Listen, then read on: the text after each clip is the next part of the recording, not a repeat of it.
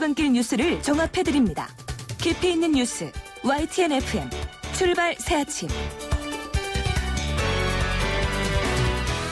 신율의 출발 새아침 3부 순서 시작합니다. 오늘도 저희 신율의 출발 새아침에서는 여러분의 의견 기다리고 있습니다. 유료 문자, 짧은 문자 50원, 긴 문자 100원이죠. 샵 0945로 여러분의 의견 보내주시면 저희가 방송 중에 여러분의 의견 반영하도록 하겠습니다. 자, 신율의 출발 새아침 3부 순서 먼저 광고부터 들으시죠.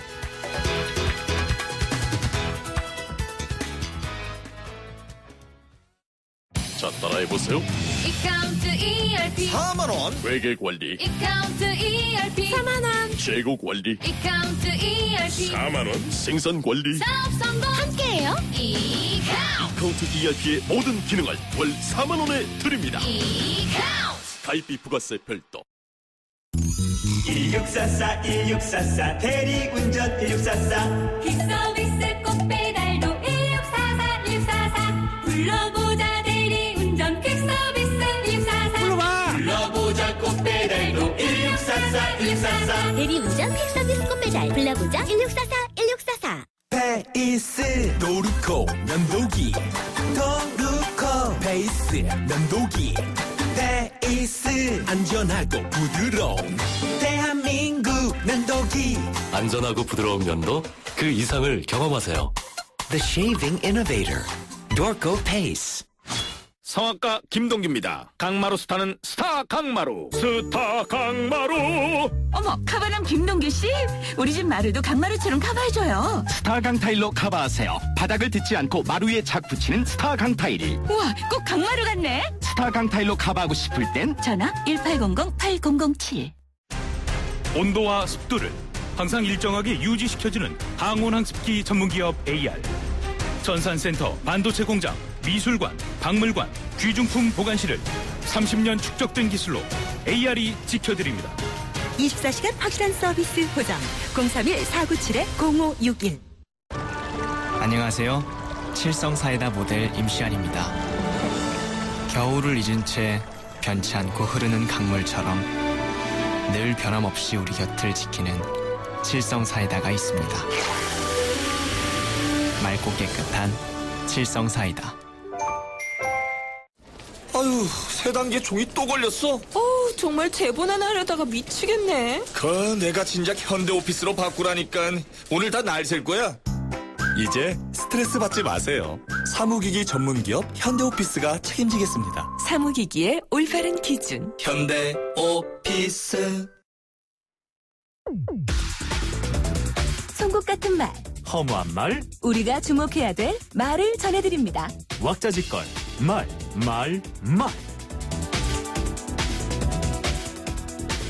증세 없는 복지는 허구라는 신념에 변함이 없다. 김무성 대표와 강봉균 전 장관도 같은 얘기를 했는데 제가 한 말은 왜 문제가 되는지 이해할 수 없다.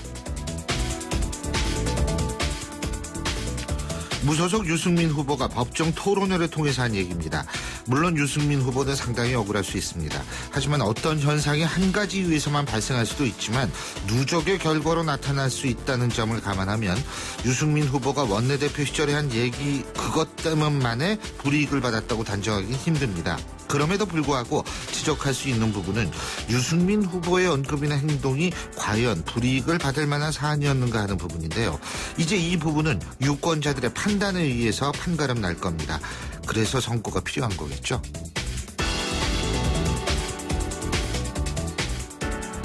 새누리당 표 국민의당에 오고 있다. 국민의당 안철수 상임 공동대표가 한 얘기입니다. 재미있는 건 거대 양당은 엄살을 떨고 있고 다른 당들은 약간씩 부풀리고 있다는 겁니다. 이는 거대 양당은 엄살을 떨어야만 지지층이 결집하기 때문이고 생긴 지 얼마 안 되는 신생 정당은 고정 지지층이 취약하기 때문에 부동층 흡수가 더 중요하다고 판단하기 때문인데요. 부동층은 사표 방지 심리가 강해서 신생 정당은 바로 이런 점, 다시 말해서 자신을 지지하는 데 있어서 이런 사표 심리를 가질 필요가 없다는 걸 강조할 필요가 있기 때문입니다. 어쨌든 정치에도 필요한 건 심리적 접근인 것 같죠? 대한민국 상황이 위중한 때다. 이럴 때일수록 투표에 참가해 대한민국을 잘 이끌어 나갈 대표를 뽑는 것이 중요하다. 반기문 유엔 사무총장이 한 얘기입니다. 물론 당연한 얘기를 한 것인데 이게 왜 주목을 받느냐? 그건 아마도 반기문 총장이 이런 얘기를 했기 때문일 겁니다. 본인은 부정하지만 아직도 유력 대권 후보로 꼽히는 반 총장의 말 한마디. 이 말 한마디는 무슨 말이라도 여러 가지 해석이 나올 수밖에 없는 환경인데요. 이렇듯 반 총장이 주목받는 이유, 그건 아마도 지금의 기존 정치권에 대한 실망감이 크기 때문에 거기에 대한 반작용이기 때문일 것이라고 생각이 되는데요. 어쨌든 정치 혐오증 덕분에 모든 행동이 정치적으로 해석될 수밖에 없는 반 총장. 앞으로 그의 행보가 더욱더 주목되는 역설입니다. 지금까지 왁자지껄 말말말이었습니다.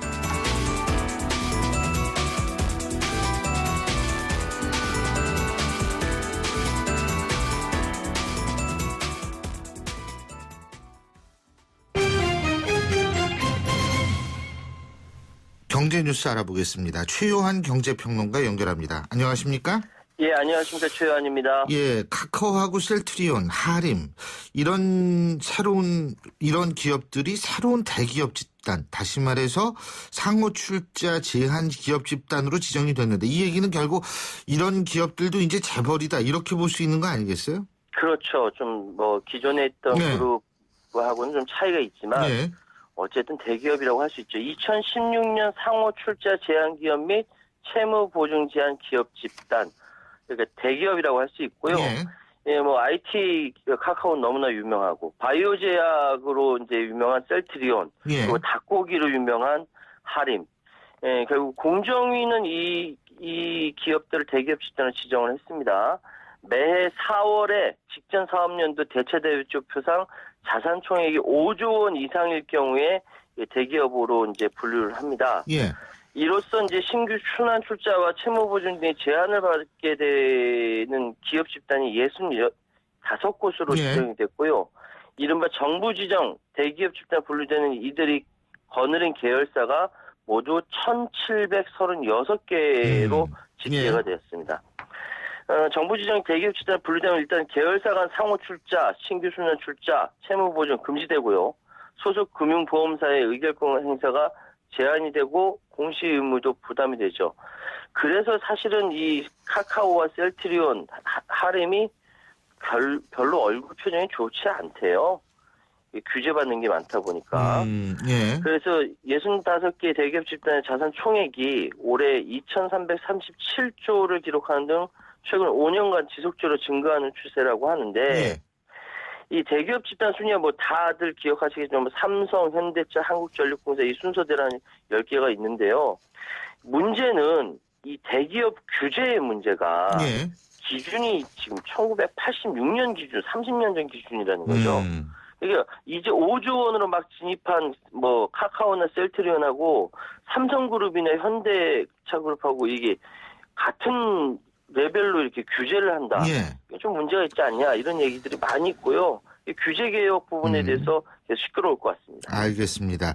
기업 얘기 하나만 더 하죠. 작년에 기업들의 배당이 늘었는데 늘었어도 배당 수익률 보면은 은행 예금 금리보다 못하다 그러나요? 짠물이죠. 짜다는 거죠. 전국경제인연합회가 지난 3일 상호 출자 제한 기업 집단 소속 235개 상장 계열사들이 공시한 자료를 분석한 결과 배당 수익률은 1.12%로 전년보다 0.12%포인트 늘었지만 여전히 은행 순수 저축성 예금 금리 1.56%보다 낮았습니다. 이게 배당을 실시한 160개 기업의 배당 수익률도 지난해보다 0.18%포인트가 있지만 수준은 여전히 1.64%로 은행 저축성 예금금리 수준에 불과했고요. 산업별로 보면요. 배당 수익률이 금융이나 보험이 2.67%가 제일 높고요. 그 다음으로 전기, 가스, 증기 등 수도사업, 전문가, 기술, 서비스업, 제조업 순이고 도매와 소매업이 1.33%로 최하위를 기록했습니다. 그런데 이제 여러 가지 얘기들이 있죠.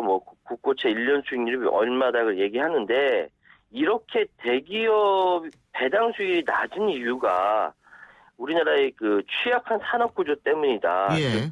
한국의 대기업이 글로벌 경기에 민감한 산업이 많이 보유하고 있기 때문에 유사시에는 현금 보유율을 높이려고 하는 것이다. 그래서 배당이 짜다는 얘기가 있거든요. 이거 나중에 주주들한테 여전히 문제가 될 것 같은데요. 예. 자, 요건 좀 다른 얘기인데 말이에요. 지하철역 이름을 사고 판다. 그죠? 예. 예. 충무로역이 4억 6천만 원에 이름이 팔린다 그러네요.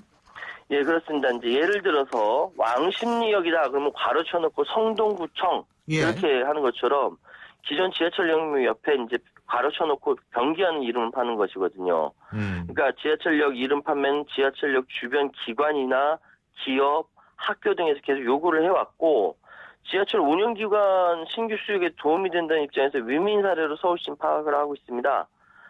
서울시는 을지로 입구역과 압구정역, 명동역 등 이제 12개 지하철역 이름을 판매하겠다. 3일날 발표했는데요. 방식은 한 개 역에 최고가를 써낸 사업자 한 곳만을 선정하는 식으로 이루어집니다. 예. 여기에서 이제 500m 내에 있는 공익기관이나 학교, 병원, 백화점 등 대상인데 공공 이미지에 맞지 않는 기관은 배제한다고 하고요. 예. 그런 해당 기관이 없으면 1km까지는 넓힌다. 예, 각 지하철 운영기관을 통해서 유동 인구나 역사 주변 환경을 이렇게 분석해서 최저 가격을 산출했다고 하는데 12개 가운데 방금 말씀하셨던데 충무로역이 4억 6천만 원. 근데 이게 3년간 쓰는 거예요. 예. 3년간 사용할 수 있고 또 재입찰 없이 한 차례 연장할 수 있으니까 총 6년 동안 사용할 수 있는 것이죠. 그렇군요. 오늘부터 이제 서울 메트로와 서울 도시철도공사가 입찰 공모 신청서를 받는다고 하네요. 예. 잘 알겠습니다. 오늘 말씀 여기까지 듣죠. 고맙습니다. 예, 감사합니다. 예, 지금까지 최요한 경제평론가였습니다.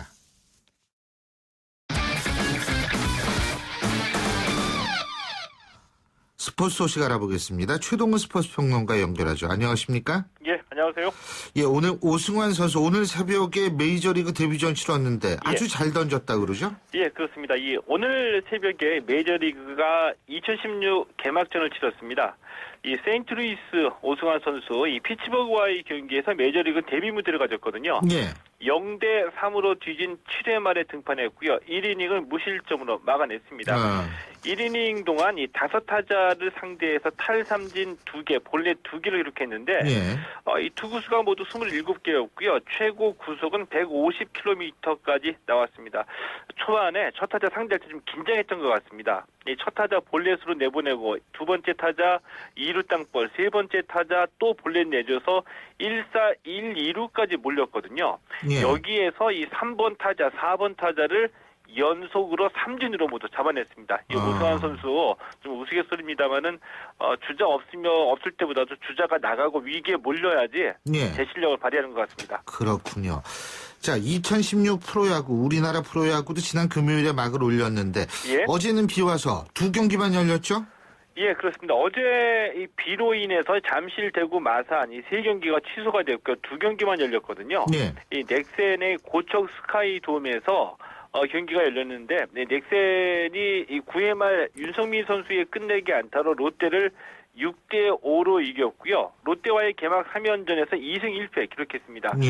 넥센의 선발이 박주현 선수였는데 어제 경기가 1군 데뷔전이었거든요. 박주현 선수 고졸 신인 선수고요. 프로 2년 차에 어제가 1군 데뷔전이었는데 5이닝 무실점으로 호투했습니다. 이 넥센이 이 주전 선수들이 다 빠져나가고요. 올 시즌에 이 꼴찌 팀으로 지목을 받고 있거든요. 자, 이런 때에 이 박주영 같은 이 기대주가 등장해가지고 잘 던졌다는 거, 이거 1승 이상의 의미가 있다고도 볼 수가 있습니다. 예. 어쨌든, 근데 고척돔 구장에서 공 잡는 건 어떻게 좀 익숙해졌는지 모르겠어요, 선수들. 어제는 또 의외로 외야보다도 내야에서 조금 좀 실수가 있어가지고요. 선수들이 조금 더 적응하는 시간이 필요한 것 같습니다. 그리고 LG가 어제 경기가 없었는데 한화의 2연승을 거뒀죠? 예, 그렇습니다. 한화의 두 경기 연속 연장전에서 승리를 거두면서 LG가 2연승 거뒀거든요. 예. 근데 이 승리의 주역이 이천웅 선수입니다. 이 두 경기에서 홈런 1개 포함해서 이 8타수 5안타 2타점을 기록했는데 이천웅 선수가 원래 고려대 출신인데 투수였었거든요. 2011년에 LG에 입단했다가 이 부상 때문에 공을 잘 던지지 못해서 방출당할 위기까지 갔다가 이 타자로 전향을 한 겁니다. 경찰청에 입대를 해서 경찰청 야구단에서 이제 군복무를 했는데 이때서부터 좀 소질을 발휘했고요. 그리고 난 다음에 LG에 다시 복귀했는데 개막 2연전에서 아주 인상적인 활약을 선보였습니다. 이 LG가 지금 세대 교체 중이거든요. 이천웅 선수뿐만이 아니라 이 양석환 또 이 강승우 선수처럼 세대 교체로 기용한 젊은 선수들이 맹활약을 하면서 LG가 일단 이 2016 시즌을 신바람으로 출발했습니다. 그렇군요. 자, 손현재 선수요. 이탈리아 페사로에서 열린 월드컵에서 은메달 2개 따냈네요. 예, 그렇습니다. 이 손현재 선수 이탈리아 페사로에서 열린 월드컵 종목별 결선 이 곤봉과 리본에서 은메달을 목에 걸었습니다. 이번 대회가 이 리우 올림픽 앞두고서 이 세계 정상급 선수들이 참가한 대회이기 때문에 이 은메달 2개 좀 의미가 있다라고 말씀을 드리고 싶고요. 이 곤봉과 리본 모두 똑같이 18.550점을 기록을 했습니다. 이 개인 종합에서 자신의 최고 점수를 또다시 경신했거든요. 하지만 좀 아쉽게 4위에 그쳤고요. 이번 시즌 들어서 이 최고 점수를 계속 높이고 있기 때문에 올림픽 전망은 좀 밝다고도 말씀드릴 수 있습니다. 그렇군요. 자, 이번엔 축구 소식인데 아우그스부르크의 구자철 선수 시즌 개인 최다골을 기록했죠? 어제 이 구자철 선수 마인츠와의 경기에서 전반 40분에 동점골을 기록했습니다. 오른쪽에서 올라온 크로스를 트래핑으로 잡아놓고 아주 노련하게 오른발 슛으로 연결했는데 이 구자철 선수가 이번 시즌 들어서 이 골 기회에서 굉장히 여유 있고 노련해 보이거든요. 한 단계 좀 올라선 느낌이 들기도 하고요. 하지만 아쉽게도 이 경기에서는 아우그스부르크가 2대4로 패했습니다. 어제 골로 구자철 선수 이번 시즌에 모두 8골이거든요. 이 8골은 이 분데스리가에서 기록한 한 시즌 구자철 선수 개인의 최다골 기록이고요. 앞으로 5경기가 남아있기 때문에 5경기에서 2골만 추가하면 올 시즌에 이 2자릿수 골을 기록하게 됩니다. 예, 그렇군요. 예, 오늘 소식 잘 들었습니다. 고맙습니다. 예, 고맙습니다. 예, 지금까지 최동훈 스포츠 평론가였고요. 신율의 출발 새 아침 3부 순서는 여기서 줄입니다. 전 잠시 뒤 4부에서 뵙겠습니다.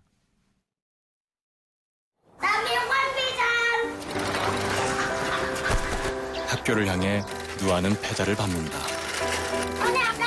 가난이 따라오지 못할 만큼 힘차게.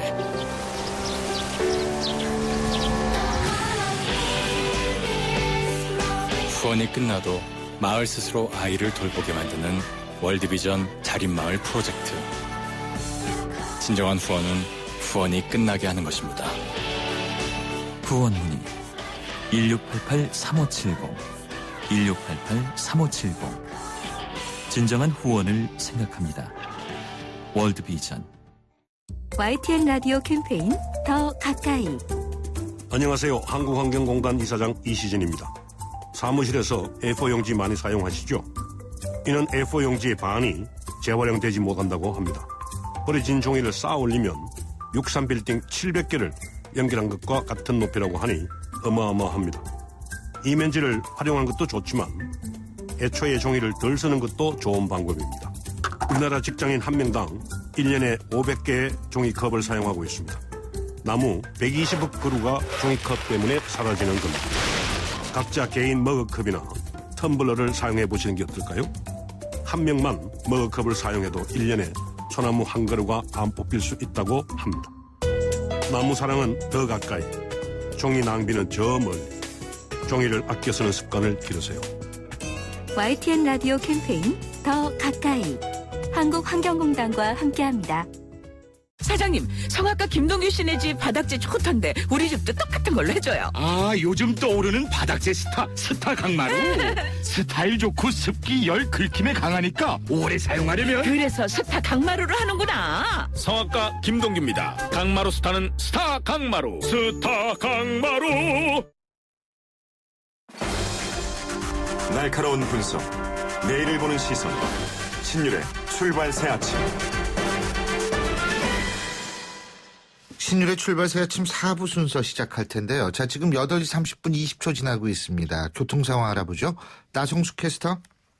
네, 올림픽대로 공항 쪽입니다. 잠실대교 진안 지점 4차로에서 승용차 부딪히는 사고인데요. 이 때문에 4차로 이동이 되지 않는 상황입니다. 여파가 길어집니다. 암사대교에서 잠실대교까지 정체인데 이 구간 통과하는 데만 30분 이상 소요되고 있습니다. 이후로 성수대교에서 동작대교까지 정체고요. 강변북로 일산 쪽으로는 잠실대교 부근 또 동호대교에서 반포대교까지 밀리고 있는데요. 강서쪽으로 이동하실 분들은 강변북로가 낫겠습니다.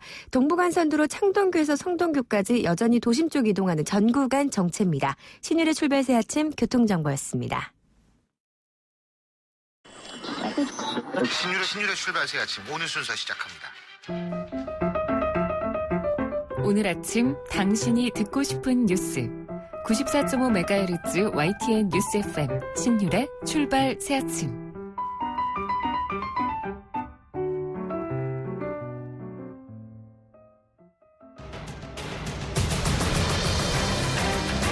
매주 월요일 아침 정치권의 복잡한 이슈를 말끔히 정리해드립니다.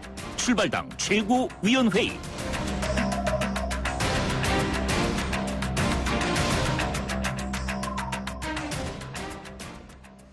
예, 선거가 다가오고 있죠. 그래서 더욱더 주목되는 코너입니다. 자, 오늘도 두 분 최고위원 소개해드리겠습니다. 데일리안 이종근 편집국장 나와 계십니다. 안녕하십니까? 안녕하세요. 좋은 아침입니다. 예, 그리고 중문정치전략연구소 서양호 소장 나와 계십니다. 소장님 어서 오십시오. 안녕하세요. 예. 자, 먼저 선거 얘기하죠, 선거 얘기해야 되는데, 자, 먼저 이 야권의 단일화는 이제 사실상 무상된 것 아니냐 이런 얘기 나오고 있죠. 자, 이 얘기부터 해보겠습니다. 자, 이종근 국장님. 네, 야권 단일화 사실 이 야당의 가장 큰 무기였습니다. 얼마 전까지도. 그런데 야권 단일화는 언제나 퍼포먼스 이벤트였어요. 축제였어요. 옛날에 보면. 예. 그래서 될까 말까 이렇게 보다가 드라마가 그렇지 않습니까? 두 사람이 연인 관계인데 서로 헤어졌다가 이별했다가 마지막에는 서로 사랑하는 양가 부모님 다 설득하고 그래서 행복해 잘 살았다 이런 어떤 드라마가 언제나 연출이 돼서 야권 단일화 그러면 끝내 어떤 성공하는 그런 이벤트였는데 이번에 사실 야권 단일화가 어떤 퍼포먼스 이벤트 이런 게 전혀 없었어요. 예. 재미도 없고 감동도 없고 왜냐하면 너무 뻔하거든요. 왜 헤어졌는지도 알고 또다시 헤어질 것도 알고 그런데 이게 이제 어떤 퍼포먼스가 이게 재밌겠습니까? 또 한 가지는 사실 계몽군주 차르라고 하잖아요. 지금 그 김종인 대표를 더불어민주당이 지금 비즈니스를 해야 되는데 19대 때 왜 야권 연대로 성공을 하지 않았습니까? 그때는 통진당과 했죠. 통진당과 비즈니스를 정확하게 한 거예요. 예. 통진당 입장에서는 소수 정당인데 또 진보 정당인데 실제로 지역구 전국전의 어떤 지역구를 확산을 시킬 수 없으니까 딜을 확실하게 한 거잖아요. 어느 지역구 몇 석 해서 호남에도 내주고 이런 어떤 딜을 한 건데 이번에는 아예 비즈니스 할 마음이 없었어요. 지금 정의당 심상정 대표도 화를 내지 않았습니까? 이건 너무 심하다. 그리고 또 국민의당한테도 사실 어떤 정확하게 비즈니스로 접근을 해서 이건 하고 또 조건을 내세워서 하는 그런 과정이 아니라 그냥 밀어붙였죠. 그래요? 호남 그렇게 됐는데 수도권 내놔. 거의 그 수준으로 사실 밀어붙이니까 이렇게 차르는 분권을 하지 않잖아요. 예. 권력을 나눠주지 않잖아요. 사실 그런 점에서 실패할 수밖에 없는 그런 과정이었다는 거죠. 예, 우리 서영 소장님. 야권 단일화 더민주당의 전략부재와 국민의당의 나 혼자 살기가 부른 참극이 아닌가 싶습니다. 더민주당의 단일화의 과정을 보면 목적은 상실한 채 수단인 단일화만 부각이 됐어요. 예를 들자면 정부 여당은 재벌 대기업에 기업하기 좋은 나라, 결국은 노동시장 유연화를 통해서 비정규직과 고용 불안을 양산한다. 따라서 야당은 일하는 서민들의 고용 안정을 위해 임금과 복지로 가야 된다. 그래서 여당을 심판하기 위해서 야당이 단일화돼야 된다. 이런 논리를 보다 국민들에게 설득력 있게 제시했으면 좋았을 텐데 그게 불가능했고 그거 실패한 것 같고요. 국민의당 경우에는 양당 심판, 아니 솔직히 말해서 문재인 심판이죠. 약효는 즉시 오지만 후유증 오래 갈 것 같습니다. 호남 기반의 원내교섭단체는 제가 보기에는 무난할 것 같은데 야권 분열로 인한 새누리당 어부지리에 대한 그 소위 말해 새누리당 이중대 논란이 정권 교체로 가는 안철수 대표와 국민의당에게 발목을 잡지 않을까. 이제 결국은 유권자에게 돌아갔는데 정부 심판이냐 야당 심판이냐 냉철하게 판단하는 유권자의 몫이 되어버리고 말았습니다. 근데 지금 사실 단일화 무산으로 인해서 어느 장이 제일 피해를 보느냐 이런 얘기를 하는 거는 별 의미가 없을 것 같고요. 그게 무슨 의미가 있겠습니까? 네, 그거야 당연히 의미가 없을 것 같고 이 얘기 물어봤으면 큰일 날 뻔했네. 아니 이거 참 이렇게 반응 아는 길도 물어가고 돌다리도 두들기자 그래서 아니 겸손해가지고 그냥 얘기를 한번 꺼내봤는데 예. 근데 어쨌든 중요한 거는 뭐냐 하면 지금 이 야권 후보 단일화를 둘러싸서 각 당 대표의 발언을 한번 짚어보죠. 안철수 대표 국민의당이 정권 교체에 큰 그릇이 되겠다. 가보지 않았던 새로운 길 험하고 고통스러워도 굴하지 않고 가겠다. 이런 얘기를 했고요. 문재인 대표 새누리당에게 다수 의석 몰아주는 3당 구도가 무슨 의미가 있겠느냐. 대승적으로 단일화를 생각해야 한다. 단일화 안 되면 당선될 후보에게 표 몰아달라. 김무성 대표 이런 얘기했습니다. 안철수 대표는 친노 운동권 패권주의자들의 부활을 돕는 도미 역할, 바보 같은 역할 절대로 하지 않을 것이다. 안철수 대표 굳건한 신념으로 새정치 실현해 나가실 기원합니다. 김종인 대표는 국민의당은 정권 교체를 방해하는 세력이 불과합니다. 자, 이 각 당의 이 얘기가 사실 심정이 담겨 있는 거 아니겠어요? 이정문. 네네. 일단 지금 서 소장께서는 계속 안철수 대표나 국민의당 책임을 말씀하시는데 제가 보기에는 안철수 대표의 책임은 아니라고 봐요. 이유는 딱 한 가지입니다. 사실상 지금 문재인 대표가 얘기하는 지금 다수석 몰아준다. 다수석 몰아주는 3당 구소가 무슨 의미가 있겠느냐. 만약에 정말 새누리당한테 다수석을 몰아주는 것이 그렇게 겁이 나고 정말 지고지상한 그런 명제였다면 사실상 문안팍 연대라든지 혹은 호남을 고립시키는 오해를 불러일으킬 그런 행동을 하지 말았어야 됐죠. 그때 탈당하겠다라고 암시를 하고 뭔가 개혁을 요구하는 그런 세력들한테 아무런 말도 없이 아무런 어떤 대답도 안 하면서 그 뒤로 뭐 했죠? 그 뒤로 새로운 사람들을 영입했어요. 한 6개월 동안 계속. 그거는 몰랐잖아요, 우리가. 나중에 짠하고 박수 쳤잖아요, 우리가. 그런데 다시 되돌아보자고요. 지금에 와서는 그 사람들 다시 다 해서 지금 광주 전남 쪽으로 딱 공천했잖아요. 양양자 사무 천정배 의원하고 상대적으로 딱 해서 그러면 그때 사실 진정성 있게 그 사람들에게 대답하지 않았거든요. 그때는 왜 이게 이 결과가 자기가 하는 행동이 새누리당한테 다수 의석을 몰아주는 행동이라고 생각하지 않았는지. 그러니까 진정성이 별로 없다는 거죠. 어떤 의미에서는 지금 새누리당이 다수당이 되면 그것은 악이다. 라고 규정하는 선악 구조로 이제 더 이상 가면 안 된다. 그런 어떤 구도로 가다가는 사실상 이 정권 교체는 요원하다. 늘 되풀이되는 말이거든요. 그건. 그러니까 저는 그 문재인 대표의 어떤 이 발언은 사실상 굉장히 모순된 발언이라고 생각합니다. 국민의당 나 혼자 살기만 얘기한 게 아니라 좀 더민주당의 전략 부재를 충분히 말씀드렸는데 이렇게 제 말씀을 부분적으로 얘기하시면 그렇고 저 안철수 대표는 애초부터 단일화에 대해서 부정적이기 때문에 그건 논의에 대한 그 소재가 아닌 것 같고 문재인 대표 여전히 발언을 보면 수단인 단일화의 중요성만 언급하고 단일화 안 하는 국민의당은 배신자다 역사의 심판을 받는다 이런 얘기만 하고 왜 단일화해야 되는지 여전히 밝히지 않고 있습니다. 특히 단일화하려면 목마른 사람이 우물을 파야 되는 거 아니겠습니까?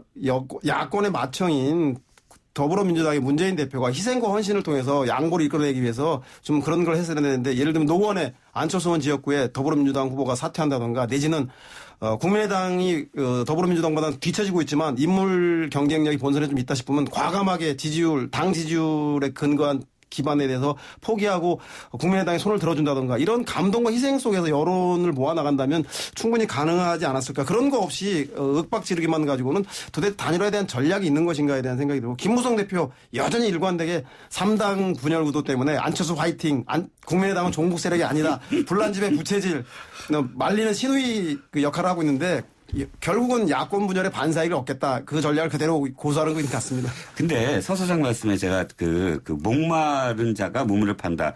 그 굉장히 동감합니다. 그러면 지금 왜들 이러고 있느냐 하면 목이 안 말라서 그래요. 사실상.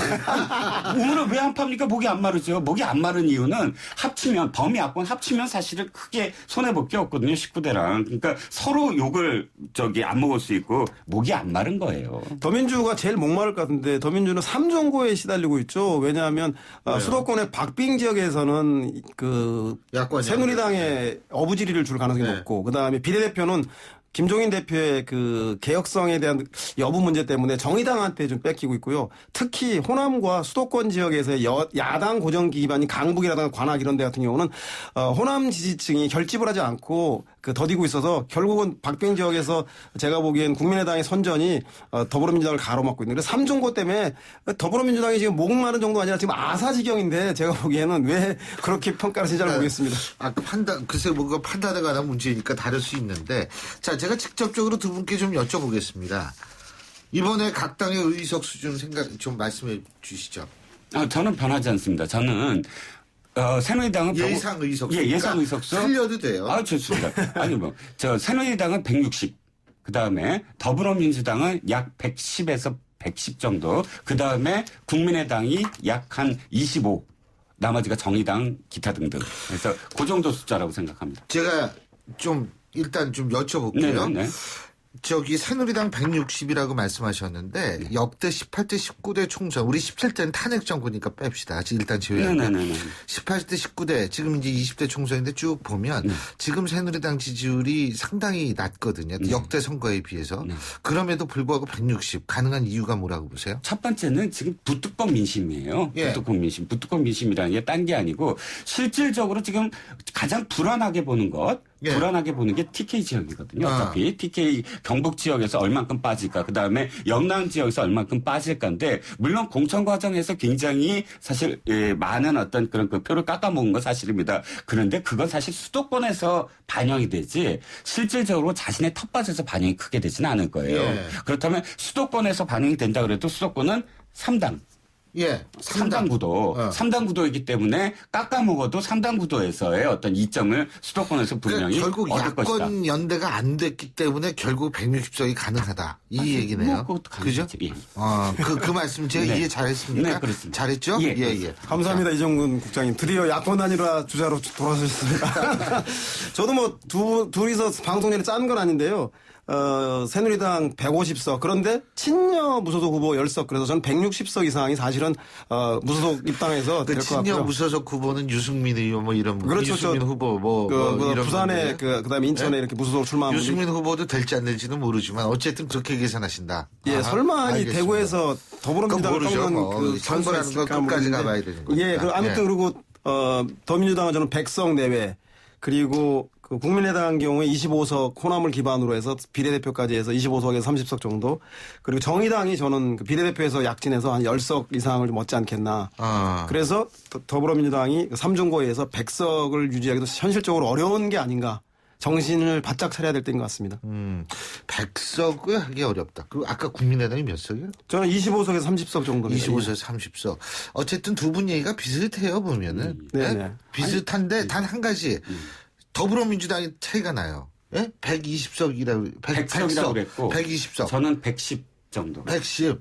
사실 10석이야. 아무것도 아닌데 우리 입장에서. 아니요. 그런데 지금 제가 남의 얘기라고 너무 쉽게 하는 거 아닌가? 제가 처음에 드린 말씀이 어차피 다 남의 얘기예요. 제가 처음에 드린 말씀이 그럼 18대 19대랑 똑같아지는 거예요. 열린우리당까지 포함해서 다시 계산을 하면 16대부터 19대까지 전부 다 집권당은 물론 이제 한 번 바뀌었지만 17대 집권당이 갖고 있는 의석수가 150석에서 160석 사이였어요. 언제든지. 그러니까 그거를 그 프레임이란 거 고착화됐다는 거거든요. 어느 정도 그 지지가 물론 세분화돼서 어느 지역이 어떻고 그런 거에 불과하지. 그러니까 두 사람 다 서 소장과 제가 얘기하는 것이 합쳐졌을 때 범야권이 합쳐졌을 때는 130석 맞지 않습니까?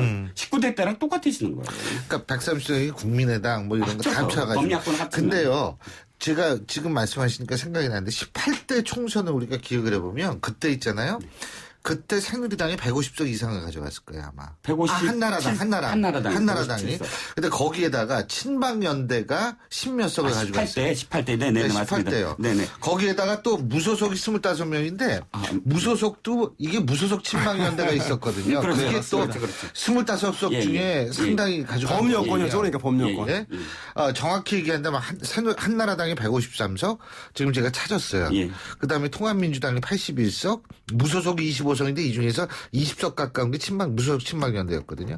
거기다 친박연대가 또 14석 가져갔어요. 그러면 이거 합하면 엄청나요, 18대가. 맞습니다. 저는 지금 더불어민주당이 사실은 그 민주화운동 세력과 호남 세력의 연대로 인해서 지금 명맥을 유지했는데 호남 세력은 지금 국민의당으로 이탈했고 민주화운동 세력은 수도권에서 이념 세력으로 비판받고 있어서 지지 기반이 완전히 이탈하고 있는 상황입니다. 따라서 위기자 곧 기회라고 이제 호남과 민주화운동 세력이 기대했던 야당의 지지 기반을 이번 기회에 서민과 일하는 사람들의 계층적 이익을 대변하는 그 정당으로 완전히 탈바꿈 하는 그런 황골 탈퇴에 오히려 전화위복의 계기로 삼아야 되지 않겠나. 질문. 네. 그게 짧은 기간에 안 되잖아요. 그렇죠. 그러니까 총선의 뼈저린 교훈을 통해서 그걸 계기로 해가지고 그렇게 되지 않으면 장기적인 플랜을 세워야 된다. 예, 당장은 뭐 회복하기 불가능할 것 같은 생각이 듭니다. 예. 자, 근데 어쨌든 참 그 두 번째 이제 얘기를 해야겠네. 이거 시간이. 자, 두 번째. 역시 이게 우리가 지금 제일 신경을 써야 될 부분이 돌발 변수예요.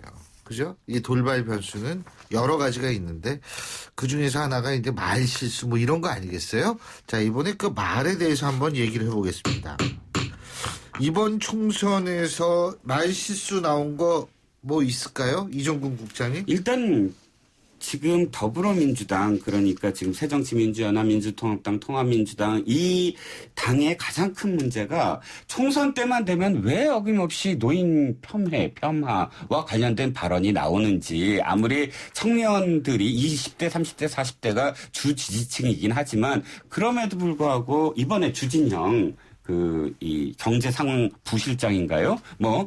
하나증권 시절부터 100명 직원 자를 수 있다. 직원들이 없으면은 점포문 닫으면 된다. 이런 발언으로 돈키호테라고 그 별명이 붙여졌는데 왜 이런 분을 또 이 설화에 적합한 분을 또 굳이 무슨 그 대변인처럼 내세워서 정책 얘기를 해야 되지 않습니까? 경제 정책. 지금 양적 완화 얘기가 나오면 양적 완화에 대해서 자기가 실무 경제를 해본 사람이니까 얘기를 해야 되는데 노인층이라든지 노인에서 그 강봉균 위원장을 지칭을 해서 노인과 관련된 그런 발언을 했다라는 것이 이 딜레마인데 징크스예요. 언제나 징크스. 그러니까 이 선거 때 도리어 더 조심해 하고 도리어 더 애를 쓰고 도리어 더 이 배려를 해야 되는 그런 상황인데도 불구하고 지금 그 사과도 대리 사과를 하지 않았습니까? 본인이 사과도 안 하고 그 다음날 또다시 똑같은 발언을 되풀이하고 있는데 고질병입니다. 이 병 난치병인데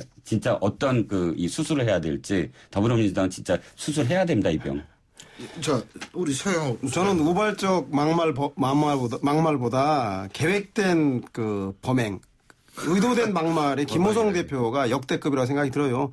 새누리당 같은 경우는 야권 분열에 인해서 여권 내 누가 더 많이 먹나 놀부 싸움하느라고 친박 비박의 막장 공천 드라마를 통해서 여론의 역풍이 불었는데 여전히 야권 분열에 좀 취해서 제가 보기엔 고정 지지층 즉 35%에서 40% 지지만 받으면 이긴다. 즉 부동층들은 이번 선거에 그래서 빠져라. 그래서 막말 네거티브 공세를 통해서 네거티브 효과는 상대방을 비난하는 데 목적이 있는 게 아니라 자기 당 후보를 결속시키는 데 목적이 있는 거죠. 따라서 부동층들은 여구 야구 막말 네거티브 싫다라고 정치판을 떠나게 만드는 즉 고정지층 싸움을 하기 위해서 의도된 막말하고 있는데 제가 보기엔 가장 대표적인 게 친박계의 그 갑질 막말인 대통령 영정을 반납해라.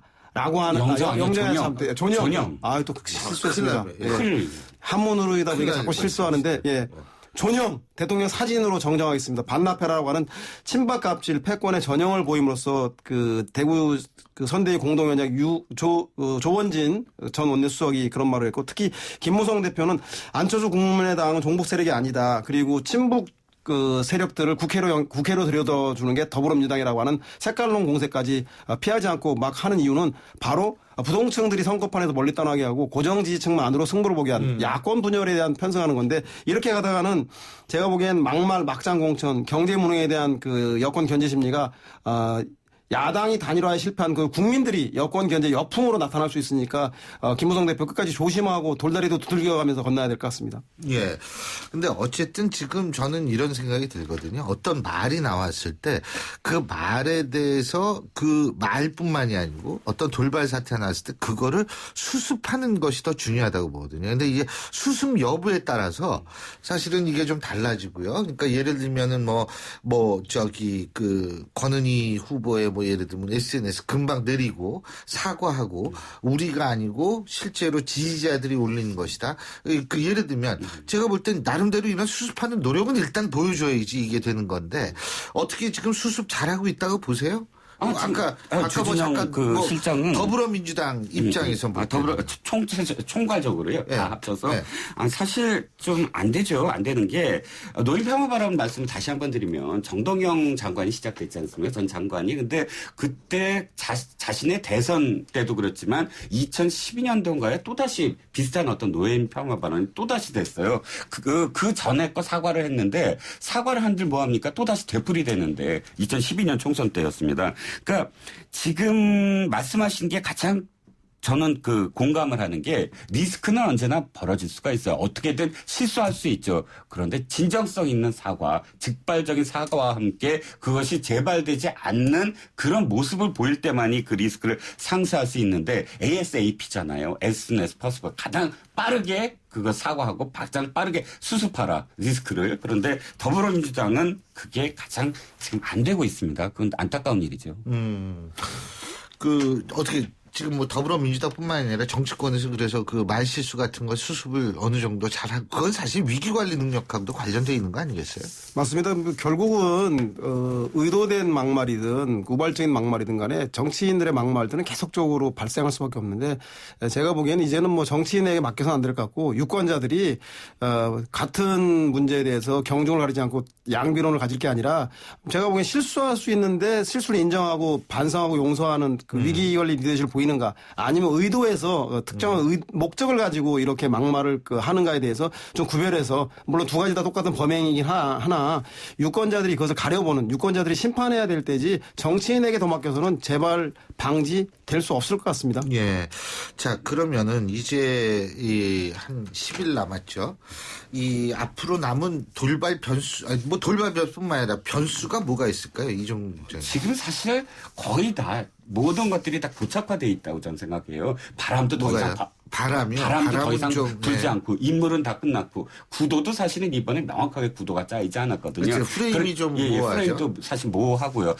그러다 보면 지금은 이제 말씀하셨던 변수가 하나밖에 없습니다. 실수. 어떤 부분에서의 실수건 그 실수가 굉장히 증폭될 가능성이 커요. 왜냐하면 지금은 다 SNS 시대 아닙니까? 예. 한 번에 훅 간다라는 그때 백보드가 있는데 그 말이 한 방에 훅 간다. 그 말이 지금 적용이 되는 시대죠. 굉장히 빠르게 전파가 되니까 그러니까 한 방에 훅 갈 수 있는 그런 위험 요인들, 말 실수나 행동이라든지 이런 부분들이 가장 큰 변수로밖에 남지 않은 게 지금 슬프죠, 사실. 예. 저는 신의 주사위는 공정하다 이런 말씀 드리고 싶은데요. 야권 분열, 여당에겐 호재이기도 하지만 친박 비박 간에 이왕 이기는 것, 차기 대권을 둘러싼 갈등이라던가 이런 오만에 의한 실수, 개파 갈등들이 불거지는 건 아닌가에 대한 것이 악재로 작용할 가능성이 있고요. 마찬가지로 여당에게도 야권 분열로 승리할 수 없다라고 하는 점이 가장 한 그릇에 담지 못하는 문제가 가장 클 텐데 오히려 이것이 위기감을 통해서 될 수 있는 야당을 지지하자라고 하는 고정지층의 결집의 효과도 가져올 수 있기 때문에 저는 이런 악재가 호재가 양당에 될 수 있다. 양면의 칼이다 이렇게 생각이 듭니다. 막말도 사실 여러 가지 글레이드가 있는데 아까는 세대 간 그런 갈등이 있으면 지역 간 갈등을 유발하는 막말 이거 굉장히 조심해야 되거든요. 문재인 전 대표가 며칠 전에 부산에 가서 이 얘기를 했습니다. 부산이 수명이 서울보다 3년 정도 짧다고 하면서 이건 부산 정치를 독점해온 새누리당의 책임이다.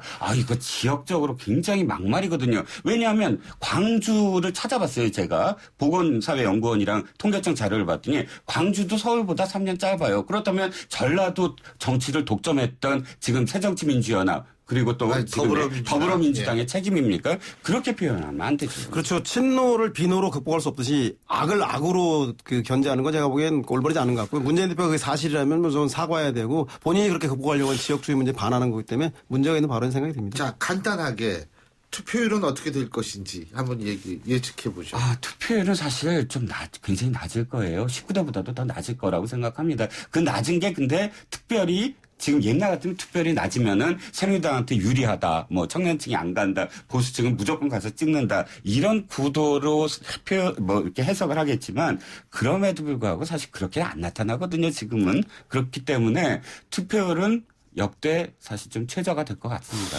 낮기를 바라는 건 아닌지 모르겠는데. 19대가 참고적으로 19대가 54.2%요. 18대가 46.1%였거든요. 네, 저는 저는 이종근 국장님이 투표율 낮기를 바라는 희망이 아닌가 싶은 생각이 들고, 다야 구도에서 모든 당들이 총력 동원 체제를 갖출 거기 때문에 투표율이 높을 것 같고, 특히 20, 30대, 40대까지 경제 문제, 실업 문제에 대해 민감한 분들이 야당이 잘해서가 아니라 여당의 경제 무능을 심판하기 위한 견제 의지 때문에 저는 투표장이 많이 나올 것 같다는 생각이 들어요. 그래서 몇 퍼센트? 저는 그래도 역대 총선 중에 가장 높은 투표율이 나오지 않을까라는 생각이 듭니다. 지금 역대 총선 중에 제일 높은 게 우리가 15대가 63.9%였거든요. 그 정도 말씀하시죠. 그 정도는 아니고 50% 이상 상회하지 않을까. 이상. 50%는 17대하고 19대인데, 16, 17, 19대인데, 50% 이상의 투표율 한번 보죠, 어떻게 될지. 자, 두 분 다음 주에는 좀 더, 선거일에 가까우니까 좀 더, 확실한 얘기 할 수가 있겠죠. 오늘 말씀 여기까지 듣죠. 고맙습니다. 감사합니다. 예, 지금까지 데일리안 이종근 편집국장, 그리고 두문정치전략연구소 서영호 소장이었고요. 신율의 출발 새 아침 월요일 순서는 여기서 모두 줄이겠습니다. 오늘 하루도 여러분 힘찬 하루 보내시기 바라겠고요. 이번 한 주 역시도 힘찬 한 주가 되시길 바라겠습니다. 저는 내일 오전 7시 15분에 다시 오죠. 신율이었습니다. 고맙습니다.